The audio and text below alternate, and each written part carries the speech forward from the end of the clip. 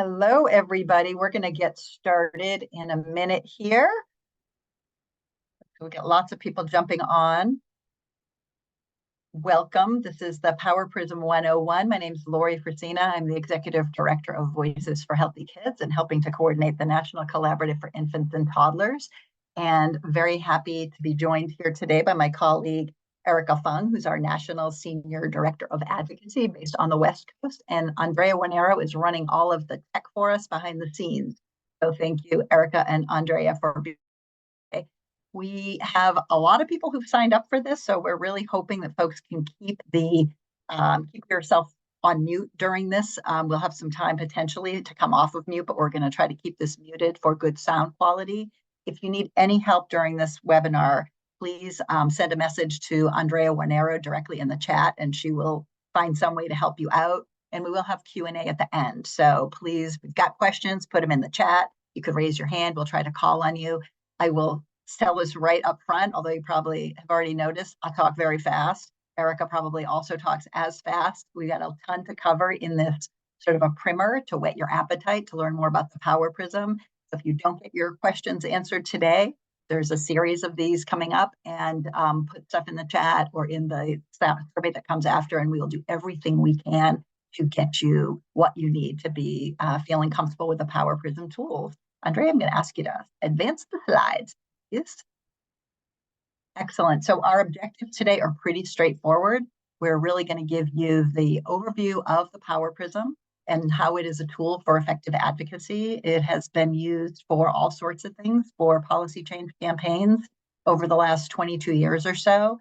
So you'll understand the tool and the framework. Hopefully, you'll understand how this is a vehicle for advocacy campaigns that could be federal, state, local, and even tribal. And ideally, as you're going through this and sitting and hearing about it today, be able to apply it to work you're actually doing yourselves. And that's what we really want to do over the next couple sessions, is make sure you can apply it to the work that you're doing. So very straightforward. Next slide, please.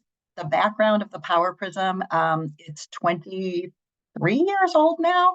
It's something that was designed originally to answer the question, what is advocacy and how you do it? And with folks like all of you who are joining today's webinar and lots of other folks over the last 20 some odd years, the Power Prism has continued to evolve, certainly to be more equity centered and to be applicable to campaigns happening in real time. But it's been around a while. We think it works because it's practical. And we understand that there's all sorts of other great tools out there, and just hope that this is something you might add to all that you're doing to do your advocacy campaign work more successfully. Next slide, please.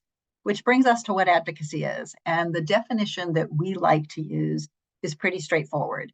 It's the application of pressure and influence on the people and institutions that have the power to give you what you want. And it's important to keep that in mind, because sometimes when you're talking to volunteers or community members or funders or anybody, honestly, about advocacy, you can see them sort of like lean back a little bit and like, ooh, that's not for me. That sounds scary. That sounds like politics and fighting and confrontation or legislation. And while those can also be forms of advocacy or how advocacy is practiced, advocacy is super basic.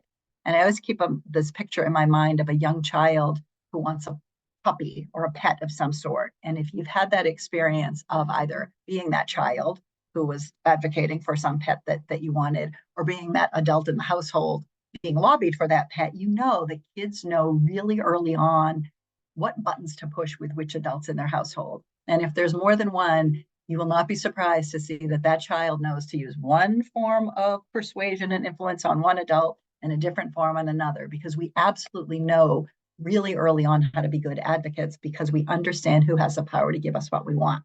That's all advocacy is. And it's really looking at that framework and applying it to things that we think about, like policy change campaigns.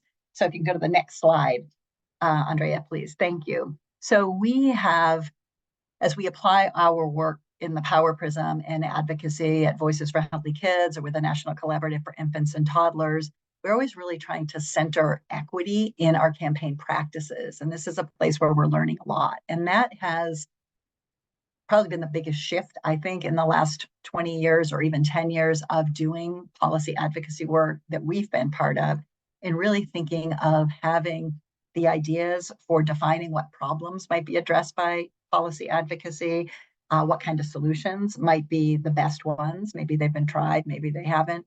How a campaign is executed, what are the processes and tools you're using actually during the process of the campaign.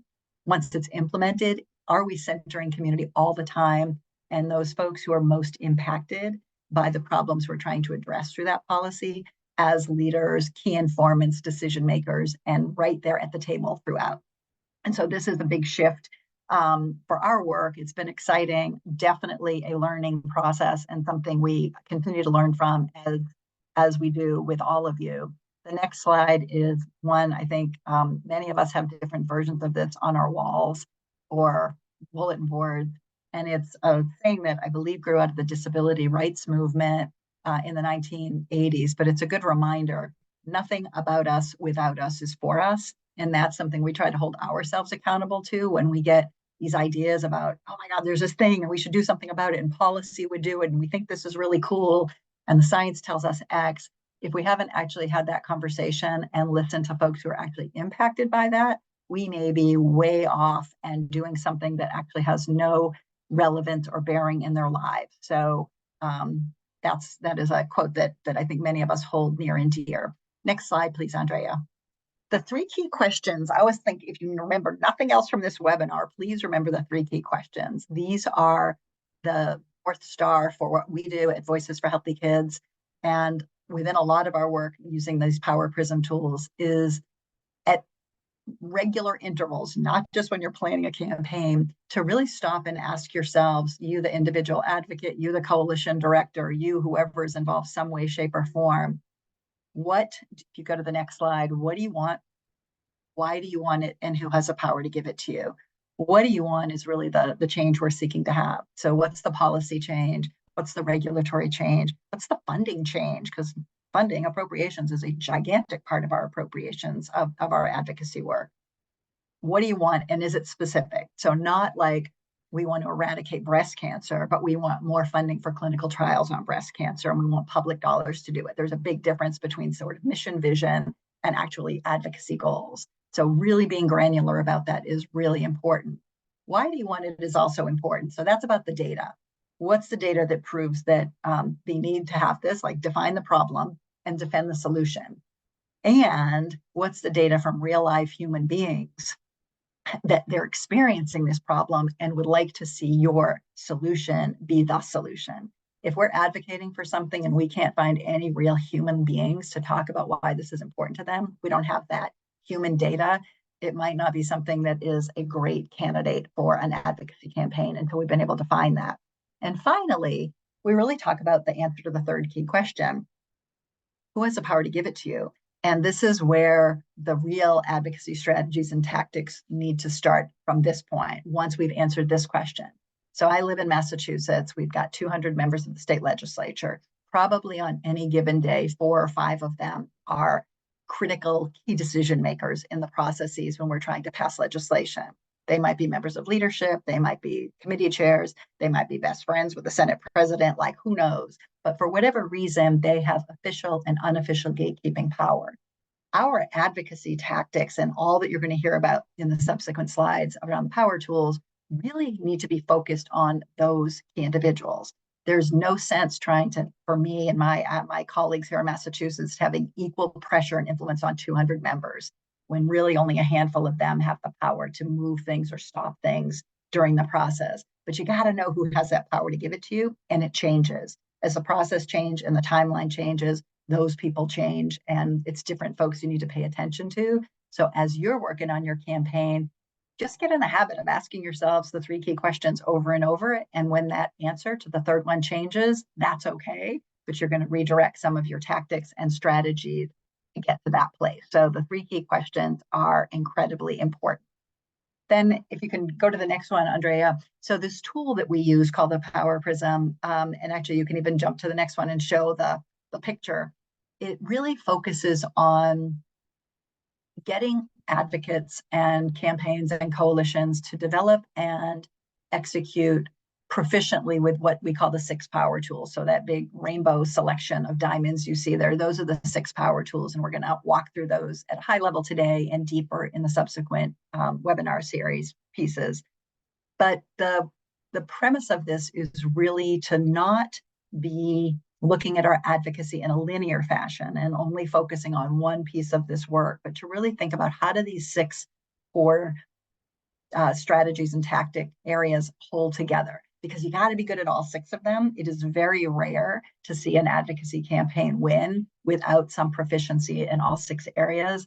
It is very typical to be amazing in all 6 and still not win, because policy change takes time and a little bit of luck and magic and timing sometimes for things to work out. As you all know, it can take years sometimes for a great policy to pass, and you got to be good at all of these. It is very rare for good policy to pass without doing well in these 6 areas. You can go to the next one, Andrea. And so the way that we use this on the Voices team, and hopefully some of you do as well, is that when something's happening in your campaign world, you allow yourself a moment, maybe 30 seconds, to stop and think, could we build more power for our mission if we were to execute on any or all of the 6 power tools?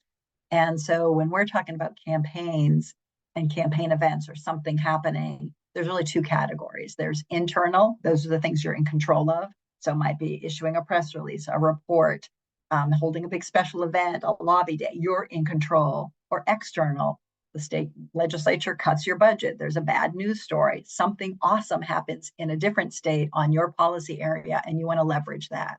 Getting yourselves into the practice of asking, could we trigger any or all of the 6 power tools, becomes muscle memory for your coalition pretty quickly if you're holding yourselves accountable to it. And it can make the world of difference. And it really, if nothing else, it prevents us from going back to defaulting to our place. So please, I would encourage you to think about something that you're working on, and some campaign event, something that's happening right now that you're working on.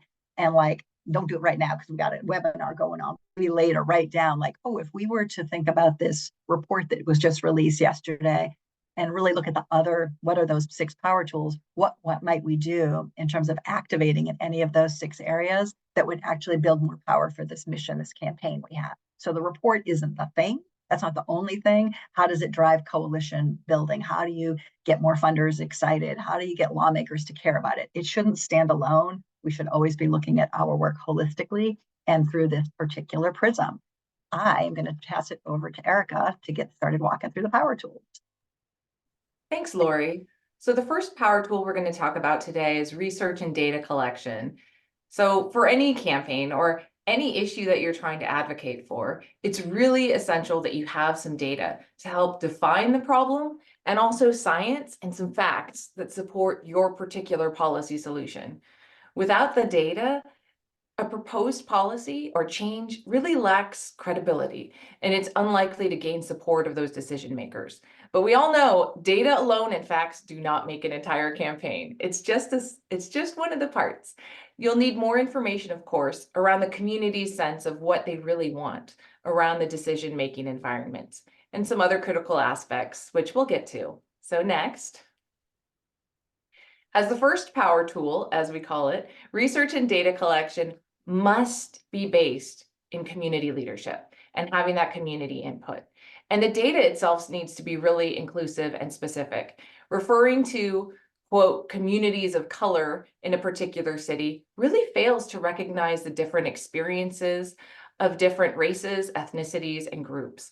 And I experienced this myself as a multiracial person. Sometimes people will group Asians together and just say, Asians believe, or Asian health. Well, there's a lot of different groups. There's, Vietnamese, Chinese, I'm Filipino. So there's many nuances. So when you're presenting data, it's really important to have that community represented and also speaking to it, as well as being very specific.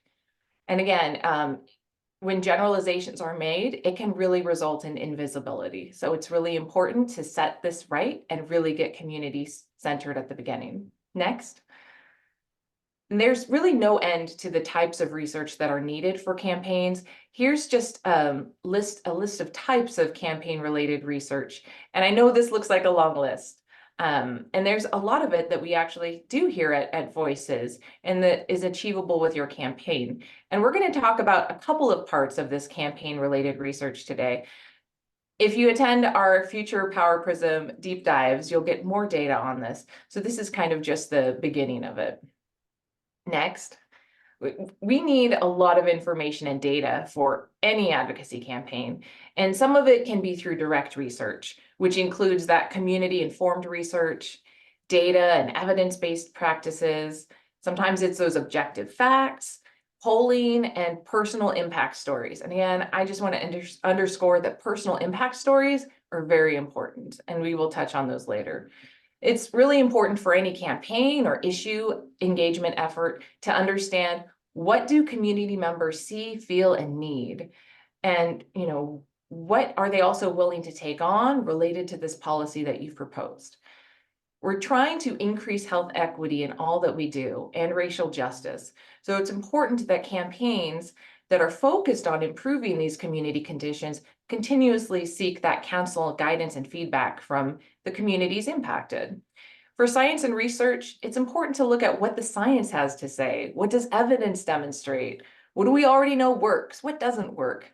And we have some of that science and research data at Voices that we can help with your campaign. And again, just focusing on that personal impact story as well. There's legislative process research. Once you've decided you're going to take action, you have to determine what the best practices are for changing that policy and whether your efforts should be focused on the local community level or if you're looking at a county or state level. Also, something that's really important is evaluation of, once your policy campaign happens, it passes, what is the impact? A lot of times we get something across the finish line and we're like, we did it. But if you don't know what the impact is, what actually happened, we don't know if it was effective or not. And sometimes policies aren't, and sometimes they are. But it gives us a clearer picture for the future of where we need to go. Next. Again, it's essential for any campaign to have that center on health equity.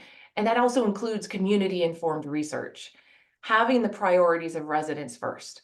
All campaigns have to pause at the beginning and make sure the community voice is there for the policy work that they're intending to do. Making sure that this is something the community wants, something the community is bought in for, and that they are willing to advocate for. It's also important to consider the history of structural racism and health inequities in that district. Because our policy goals are centered in health equity, it is important to also present key decision makers the information on how structural racism or health inequities have been perpetuated in the district that actually has exacerbated the problem that you're seeking to address. In doing that advanced homework, you can really help contextualize the historical context on what has actually been happening and why this policy intervention and change is needed. Moving next to the next slide. So I want to talk a little bit about some of the resources that we provide here at Voices for Healthy Kids. All of our resources are free. So I just wanted to emphasize that again, free resources. And that's not like a gimmick. It's not like a free consultation and then $19.99 a month. It's nothing like that. It is free consultation, free research. And we have research services for a variety of things. We have research services for resources for public dissemination. And we have polling, messaging research help, some guidance, legal technical assistance. We can also look at how we can pull in some local data for your campaign. Sometimes you're like, gosh, if only I had a statistic that talked about early care and education in my community. Oh my gosh. Well, we can help you find that. And we have My Sidewalk as well, which is a really cool data program that Phil Noyes on our team can help you with. And that's looking to tell that local story right in your community. Next, we also have fast facts. And fast facts are really cool.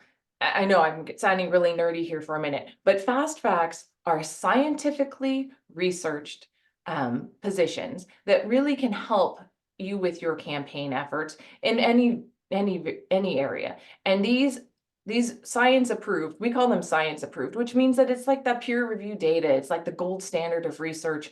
These are key talking points that you can utilize for your campaign efforts, or if you're trying to educate decision makers about something.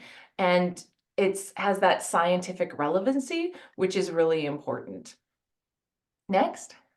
So just as much as the direct research is important, there's also that nuanced research, that getting behind the scenes sort of research, which is about looking at the concept of like, what's really behind this political landscape? What are the connections that our individual coalition partners might have to a lawmaker? And what exactly is the opposition thinking about this issue? How are they going to frame it? So, looking at that relational sort of research, what do key decision makers care about? What are their pet issues? What are their interests and goals? Who has influence on them? It's always important to consider. And again, the opposition, how are they going to frame this? And then that political landscape. And this is especially important as we're in an election year. There's always a political angle, folks. So taking a look at what might be happening behind the scenes. Next. Understanding your opposition. I know for some of you who have been in this game for a minute that are old hats, there's opposition. For other folks that are new to this work, I do not want to make you jaded, but there are always folks that are in opposition. Even if it's something wonderful like, well, we want to have this amazing program for nutritional access for children. There is someone else that says, well, if you have nutritional access for kids, that's going to take money away from my ferret rescue program. I mean, there's always something different, nothing against ferrets, but there's always maybe a competing interest that might impact your campaign. And that can be the form of opposition. So again, you can be organized industry, those kind of nefarious corporate characters that we're used to seeing, but it could be someone else who's trying to get something good done that feels like there might not be enough money or resources for everybody. So never forget opposition. It is there. Next, data collection strategies. Are really important. Again, taking a look at all the different components, the nuance, the direct that goes into your work, and just thinking about that as you're considering your campaign event and looking at what is the additional information you might need and what can help you present the strongest case when you're talking to decision makers. So that also rolls into our next power tool, which is coalition building and maintenance. So anyone who's been in a coalition for a minute knows coalitions can be an amazing galvanizing force for policy, for bringing community members together. It can also be a soul-sucking life experience that drains the life out of you.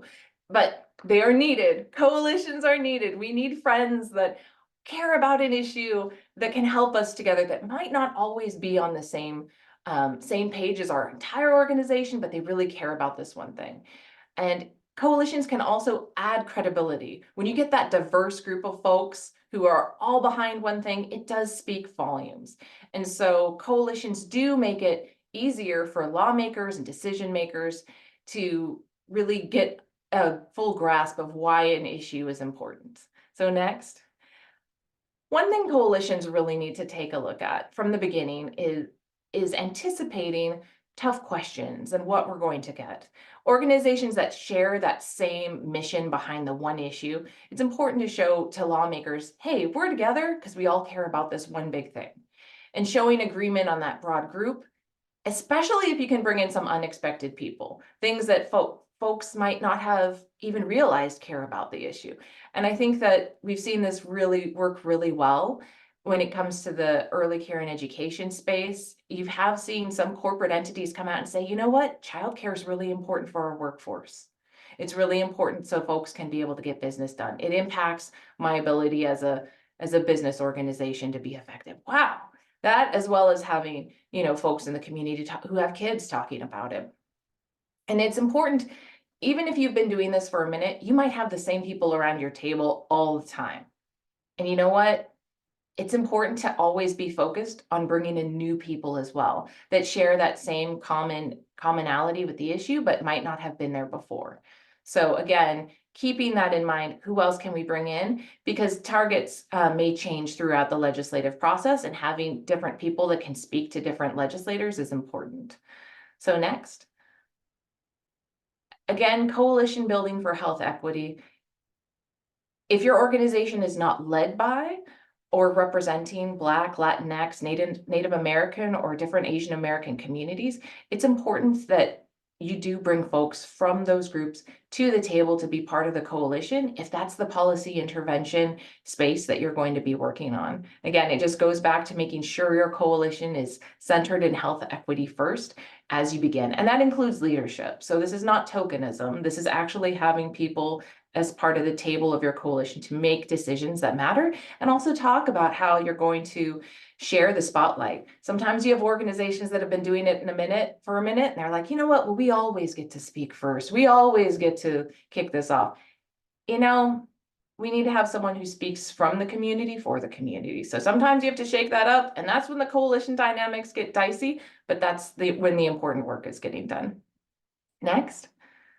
So thinking of building your coalition with complementary campaign assets. You don't want to have just a bunch of people who are rooted in science, because they're not really going to appeal to the people who are really persuaded by personal stories. You need to have people that can really shine in all of these areas. Maybe you know someone who is stellar at grassroots advocacy. Well, you definitely need them on board. Someone who's really connected with lawmakers, bring them on board. Once you have strengths in all of these areas, it really can be a really amazing thing for moving your issue forward. And it's important that you also have you recognize there's going to be varying levels of participation. Someone who might be a lobbyist may not have much bandwidth during legislative session, but you know, if you can call so-and-so and get them on the phone about an issue, they can talk to a lawmaker right away. That's important versus someone who maybe can be at all of the meetings. So again, recognizing different levels of participation, different folks to cover different issues. Next. So regular communication in your campaign is really important. Coalition maintenance, I feel, is like the lioness's share of what you're working on when you're in a coalition. Keeping the coalition going is not an easy task. And your job is, if you're really leading this effort or co-leading or engaged, it's to really build that communication. Communication is everything. And that could be regular in-person meetings, email updates, invites, lawmaker visits, sharing that information. And so it's important to simplify support and make it easy for folks to demonstrate that they're part of this coalition by sharing resources. So making materials that are easily adaptable. I think some of you do this pretty regularly. Hey, join us on this sign-on letter. You give people the sign-on letter. Also giving folks enough time. Sometimes during the legislative process, things just happen and you have to just jump into it immediately. Other things, you can kind of build your communications calendar and allow that lead time for it. Also, planning around availability of looking at your coalition in general and what really works for the group. Some organizations are, oh yeah, we can only meet 9 to 5, but maybe your community members who are going to be co-leads in this effort, they can only meet after work. Well, go ahead and find some time that really does work best for everybody, or maybe even rotating time so different coalition partners can engage. Also, you know, looking at students and youth engagement, they've got to participate after school. So that's important. Sharing credits, it's a much better success when everyone who's participated gets recognized. So being sure to share the credit and really shine together. And if you're developing media outreach, really having a broad array of quotes and different people you select as spokespeople are important. And it really helps to create new relationships with decision makers. Also, owning the negative. If something bad happens along the way, own it. At the coalition leadership level, mistakes happen, setbacks happen. Just saying, you know what, hey, this didn't work out like we thought. And just being upfront about that. Showing gratitude is really important too. Every time, because sometimes campaigns can take years, they can take decades, and just being sure to celebrate even the smaller milestones or things that happen. Someone publishes a really good letter to the editor, or someone recruits another 3 youth spokespeople. Like, those are little things that you can celebrate. And again, making every coalition partner feel like they're a long-term asset, not just a short-term convenience, is important. So next. So many of you are here because you are members of the National Collaborative for Infants and Toddlers.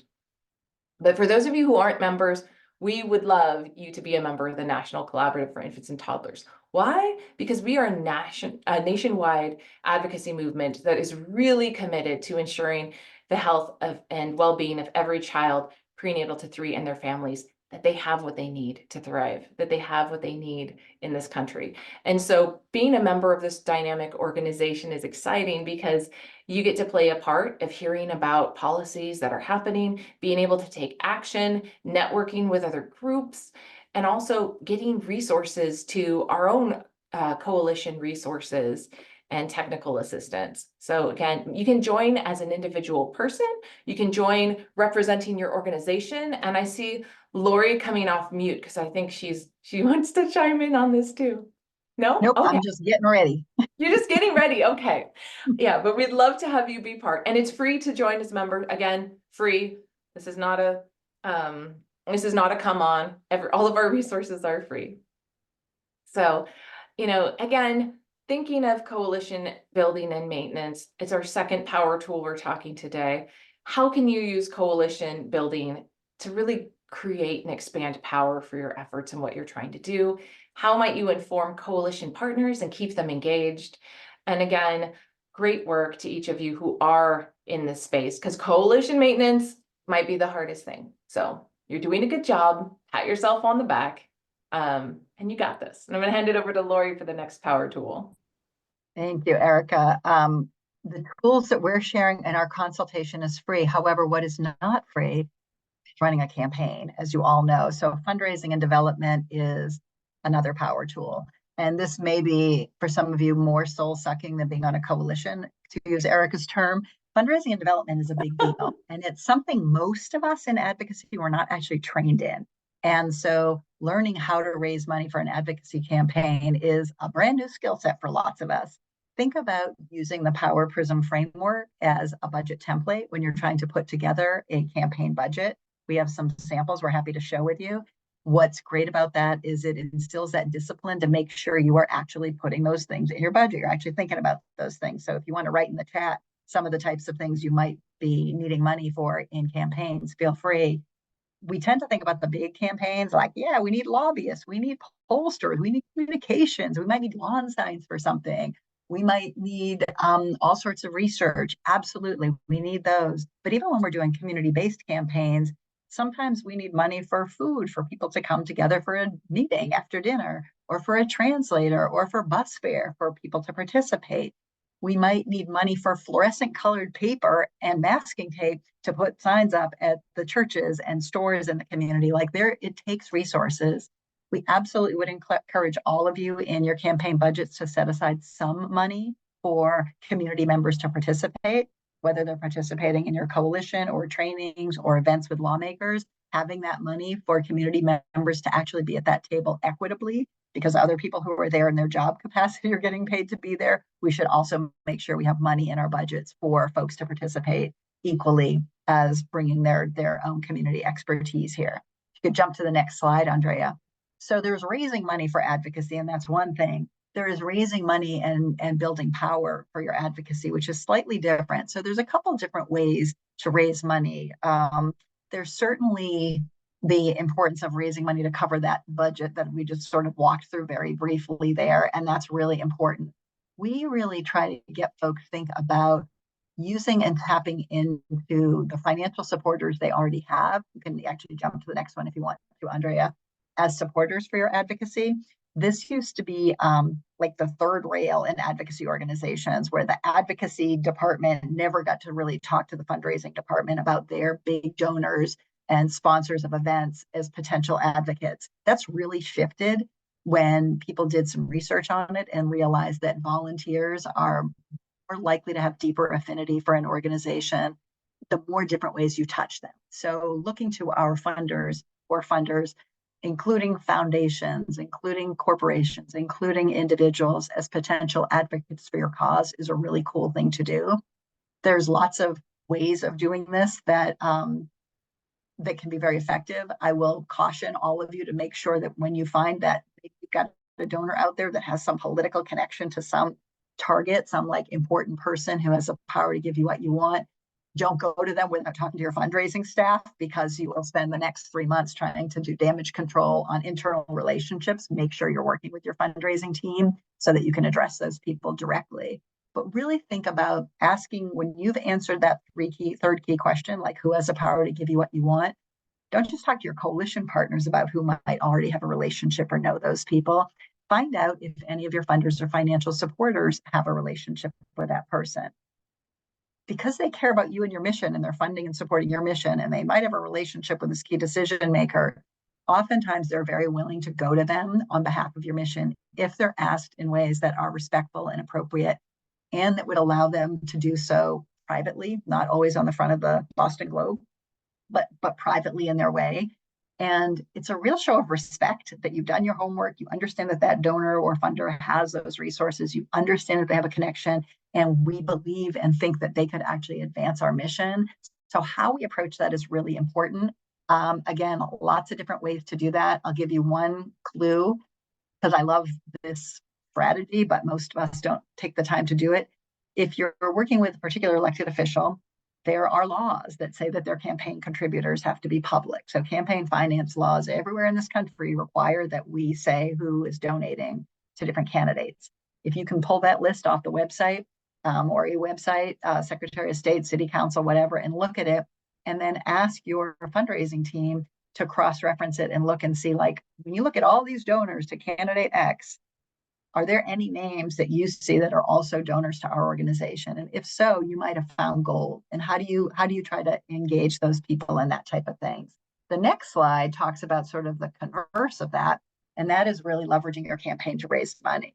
Again, we sometimes think that when we're in organizations that are segregating their fundraising and their advocacy teams, that maybe advocacy isn't like a cool thing to raise money for. But lots of times donors and would-be donors really like seeing that their organization that they're investing in is actually doing things that are showing up in the news, that are showing up in their social media feed, that are impacting their neighbors and community. And when we know you're in the game and you're not just doing research or some like brainy thing out here, but you're actually trying to make my community healthier and make lives better for kids, I might be like, yeah, I'm going to write that check. I'm going to click on this one because you're my people and you're doing work in my community. So work to think about ways that your advocacy work can also drive resources to your organization. Next slide, please. So thinking about, like, does this campaign, with the first piece there is, does whatever's happening in your campaign have potential appeal to your existing funders or your prospective funders? Don't be shy about telling them. Keep your funders on a special distribution list where you're giving them information and not just talking to them when you need money. And that's a really nice way to show that you're in play. Think about whether or not you can use what you're doing to raise money, and please think about your current financial supporters as potential funders. And don't be shy about thinking about, even with foundations, would they maybe introduce you to other foundation peers they know who are supporting similar work? They might say no, but they might say yes. And then they might be giving you that validation to move forward with a whole new universe of funders. Next slide, please. I'm going to jump to my favorite power tool, which is Grassroots and Key Contacts. You can go to the next slide. I think some of you are familiar with Dolores Huerta and some of the work that she did that is really like deep organizing and really seeing every human being as a potential change agent in their community and in their lives. Next slide, please, Andrea. We have we've so underutilized grassroots power sometimes in this country, and it really is our secret sauce in the kind of advocacy issues we work on. Finding real human beings who care about our issues, who are willing to take action in some way, or speak up, or share their story, or contact a lawmaker, or whatever it is super important. And it's been interesting to me over the last couple of years how many lobbyists and coalition leaders say our lawmakers don't pay attention to all of those emails they get. They hate them. They think it's a waste of time. Of course, they're going to tell us that. They don't like being on the receiving end of that. And our thought usually is like, if you're hearing from a lawmaker's office that we're blowing up their email, that's when you actually send more. It's not when you stop. That's when you're being effective. That is our job. Really savvy elected officials and their staff save those email lists for their own email lists in the future. But getting people to come online and join the Grassroots network as an email supporter is just the first step. Getting them to be offline and engaged as voters and constituents is terrific. Even in 2024, maybe more so in 2024, elected officials in the state legislative, local levels, and even some members of Congress will say that when they actually hear from a handful of constituents, 2, 3, 4, on a real issue, to them, it's like an international crisis because they're so used to hearing from lobbying groups and interest groups and all of these big sort of astroturfy things that when their actual voters talk to them about things, they actually do pay attention. When they don't, it's because we've allowed sometimes as voters so much distance between them and us that they get distance from us. Our job is to close that gap and make sure that they know their voters, that we're connecting other voters to them and young people, constituents in the district, so that we can hear about and be part of those things. So as you're leading campaigns, always be thinking, next slide, please, Andrea, about how we can be connecting people and their stories to lawmakers. This is a great example of how one young woman went in and testified and shared her story at the state capitol. She could have also shared that story at a grocery store, at the soccer field, or something like that. It probably had great impact. There's many, many opportunities for storytelling at that grassroots level that can be really helpful, really important, not expensive, and the types of things we absolutely want to be doing. Next slide. We have some tools. You'll learn about all sorts of different things that we can really work with you in terms of figuring out how to use an action center that we have, how to train people how to use online tools, how to train people and train your grassroots in what advocacy is and how you do it, like really bringing people into the process and not just asking them to point and click, but having them learn alongside you in building their civic capacity is a wonderful thing and a wonderful opportunity to be building power. Always gathering stories, always sharing their stories respectfully. When somebody tells you their story, we try to have it not be extractive, but one that we're either asking them to retell or giving permission to have it told on their behalf when they can't be there, but checking back with them so that we're making sure that folks are always comfortable with that back and forth around their story. Next slide, please. The last piece here is context and what we sometimes call grass top. So all of us are grassroots people relative to the folks that represent us in an elective body, all the way up to the White House, right? That really matters. Lawmakers want to hear from their constituents on things.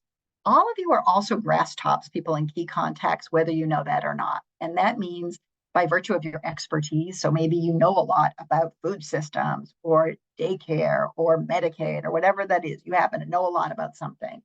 Or because you have a personal relationship with that particular elected official, you're going to be more likely to be listened to differently, responded to faster, and honestly taken more seriously than folks who they've never heard from who might be just blowing up their email.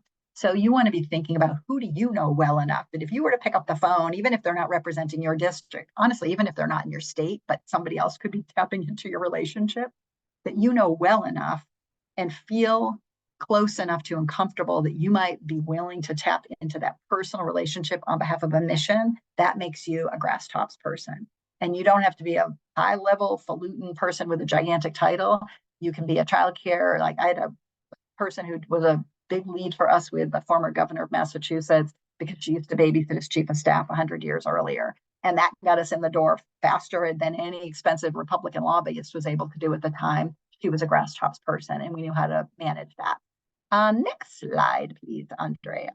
So think about the tools, moving folks in, getting them to move online, offline as quickly as you can, building constituent power, and really continuing to feed that mechanism. We've got a lot of tools for it. A lot of our grassroots tools, including our fancy pants, expensive digital tools for like texting and emailing and calling lawmakers, we can make available to your campaign under your campaign's name, and all of that, again, for free. We'll train you how to do it. We've got a new grassroots person and she's awesome. So more to come on our grassroots in a future one, but please know, we understand those tools are really pricey for most organizations. That's why we try to make them available through Voices and the NCIT and do it with your brand out in front. So please don't be shy about asking for those types of things because that's what we're here for. And then the last one I'm going to go through before tossing it back to Erica is media advocacy. And this is one that you will have a very long session on in the subsequent webinar. This is a big one. The easiest way to think about this, and you can go to the next slide, is that media advocacy it's not communications, it's not marketing, it's not public relations. It's sort of a combination of all of those things. But mostly it's using different formats of media, whatever media your decision maker pays attention to influence the way they think and act about the issue you're wanting them to act on. That doesn't mean your name has to be in it, doesn't mean your organization has to be in it. It often means you're finding something controversial for them to cover. It usually means you better darn well have a personal story that you can also share that makes this feel like something. What's the emotional content? It's really a tool to provide political cover in some ways as much as it is influence. So sometimes we use media advocacy to change minds and get people thinking differently about an issue. And sometimes we use it for our champions in the legislature to be able to show that there's this groundswell of support. You know, the letters of the editor are coming in. It's showing up everywhere on social media. It's something they're talking about on talk radio. That provides political cover to our allies because their colleagues are hearing it too. So media advocacy plays all sorts of different ways. And like I said, there's going to be a ton that comes up about it. You can jump to the next one, Andre. I think I've probably zipped through some of these. Message development is critically important. We've got a lot of resources there. I think the one thing I'll just say about this slide that always that I learned and I keep in mind, if you're talking to somebody about your work and your issue and your campaign, it's like a normal person, not somebody on your campaign or coalition, and they kind of like, really? And they have this reaction like, I can't believe that. Or maybe they get mad or they're surprised. Whatever normal people find surprising about your issue, that is your hook for a media story. Think about what your work is. And when normal people respond to you with any level of surprise for whatever reason, that's your magic. Play with that. The rest of it is like the who, what, where, when, how. Yeah, sure. Surprise is the magic when it comes to media advocacy. So please look at that. Next slide, please. We got a lot of resources for all sorts of messages and media tools. The next slide that I will touch upon quickly is messenger consideration. The person who is delivering your message to the media isn't always going to be the coalition director, isn't always going to be you, isn't always going to be the chair. Thinking about the best voices in terms of who's delivering that story to the media, to a reporter, whatever, really is important. Oftentimes, we again try to go back to the 3 key questions. And the third one, think about that decision maker we're trying to influence. When I think about her, who might the best messenger be to deliver that message? And it might be different depending on the answer to the third one. Next slide, Andrea. The other thing we have in our website are a lot of different success stories that you can see that help frame up the ways we talk about this work, good ways of thinking about media advocacy. And there's a lot of ways to get ideas about experts and expertise and sort of looking at some of those pieces, which can be very helpful.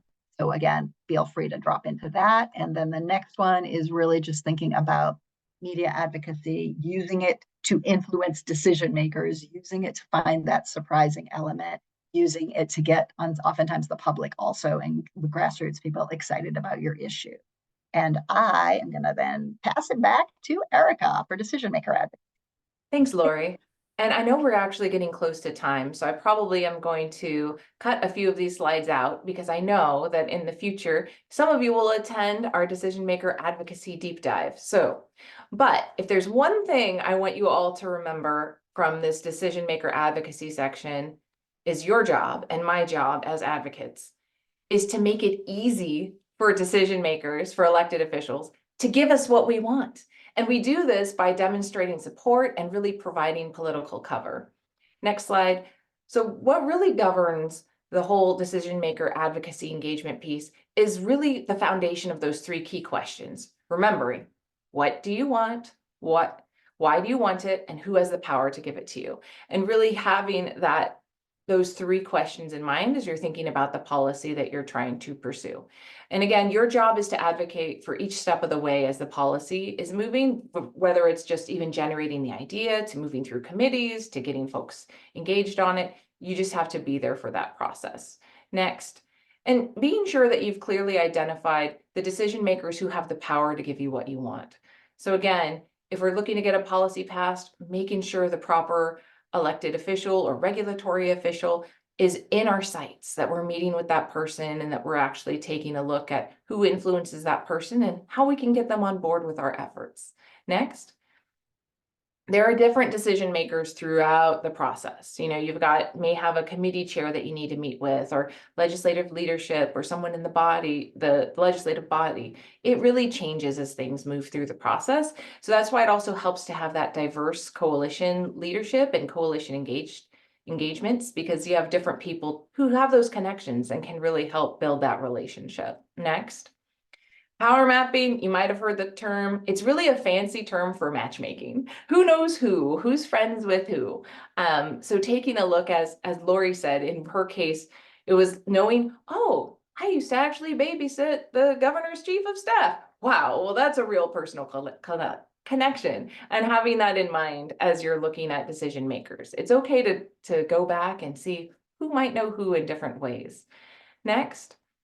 And again, looking at power mapping, but also pathways to influence, cross-referencing those folks who might have assets and that you and your campaign partners can call on. Maybe it's a personal relationship, a common interest. Maybe someone goes to church with an elected official that you've been trying to connect with, getting them on board and then asking them to be advocates for your campaign, finding those connections and being a dot connector. Like for many of us, dot connector is kind of part of our job, and bringing people together and creating those relationships to help bring the plan to life. It's very important. Next. So we also have a resource that has been really well researched, and it's a really cool resource, and we are excited to offer it to communities who are looking to advance equitable policies and supporting messaging that works and helping folks being prepared to have these conversations with lawmakers. And we focus on working with advocates to meet those decision makers who are across the political spectrum and meeting them where they are and communicating in a manner that resonates with their values. Our goal is not just to pass public policy, but to increase communication, consensus, relationship building, and focusing on values-based messaging and learning to better understand those we seek to influence and finding common ground together. So we have trainings, guides that help you to customize messaging to appeal to people who have the power to give you what you really want. So again, we have that resource available. Next slide, lawmakers meetings. Again, rather than going in there in the mindset, like we're going to convince them, just being open, having that curiosity, like we're here to learn from each other, and knowing that it's important to be brief, to ask them what they think, know that you've got to mention your bill by name and number. It's a great time to also bring in that person who's going to share that personal story that's really compelling, and then offering that scientific fact as well, so that you appeal to different interests for the decision maker. Next. Special legislative events. It doesn't all have to be a big fancy lobby day with a big lunch and spread. It can be simple little policy briefings, some advocate emails. It can be having that connection with a phone call. It could be a protest. It could be an award ceremony. We're, honoring so-and-so for introducing this bill. Also being aware of timing, that is not too near an election. Otherwise you get in some trouble regarding promoting candidates. So you got to be careful about some of that stuff. But there's many different legislative events that you can come up with that are low cost, that do have a high impact. Next. Colleague influencers. Developing that compelling co-sponsor list, taking a look at folks who can help increase that pressure, and making sure that you've got folks from a variety of political parties and different beliefs who do care about that similar issues. Trying to gain some of that caucus support is important, getting folks engaged. You can also look at national conferences and different national groups as well, who can put pressure on the local caucus groups. And then again, having policies grounded in health equity is very important, and gaining caucus supporters. And if you're thinking about like the Black and Latino caucus, the Women's Caucus, Disability Caucus, there's so many different ones that you can call on and even work with, again, as I mentioned, the national groups to get that support. Lastly, appealing to decision makers' self-interest, really knowing what makes them tick, what they really care about. And you can find that out from their social media pages or maybe some campaign promises. And yeah, I think I'm just going to end up wrapping here on the hero opportunities. Again, writing favorable opinion pieces. If you want to move forward a slide, Andrea, that'd be great. Yeah, and taking a look at press releases, social media, ways that you can thank legislators who are trying to make a difference is important. And we're just coming up to final thoughts, which is Lori, and we're here just with 2 minutes. Goodness. Erica, you did great. And poor Erica, just so you all know, I was deleting slides in the background. So you did a great job, Erica. This can take a day to do this well, and there's a lot more to come. But I wanted just to make sure folks did know some of the stuff that's coming. So if you just go to the next slide, Andrea, these are the different ways we use the Power Prism. We have tools for all of them. And we've gotten some great questions in the chat, and we're happy to be, access for all of those types of things. So please don't be shy about asking us for those things. Next slide, please. Campaign tools are on our website. There's a lot of campaign toolkits there. We're always building more, but please take a look at those. Subscribe to Voices for Healthy Kids if you're not on our distribution list, so you can be getting those. Next slide, please. Here are all the things we provide free technical assistance in. And you can access this through our technical assistance portal that you can reach through Voices for Healthy Kids and through the NCIT.org. And Andrea is dropping that in the chat. Next slide, please. This is just like thinking about the process in the ways we do our advocacy. It's not just to win a policy, right? Like it's not just for that. It's actually how we are doing our work is building skill set and political power and expertise at the community level for people to use to work on anything they choose to work on in the future. So think of yourselves as agents of change for communities and human beings, not just law changers, which is cool in and of itself. Last thing, please. I think we got one more here. Okay, we got, I think we've shown this, but we're going to get you all of these links separately in a follow-up email, so you don't have to download the chat, but there are ways to access our campaign consultation. Next slide, please. Upcoming trainings, March 28th is media advocacy, April 4th is the appropriations toolkit launch, and May 23rd will be Grassroots. And there's more coming all the time. These are recorded. You can download them for use with your board and your staff. And apparently I have a fire or something in my house right now, and I apologize for the alarm going off in the background. I hope it's not too disturbing. It's the end of the hour here, though, and thank you all for your time. Andrea, thanks for running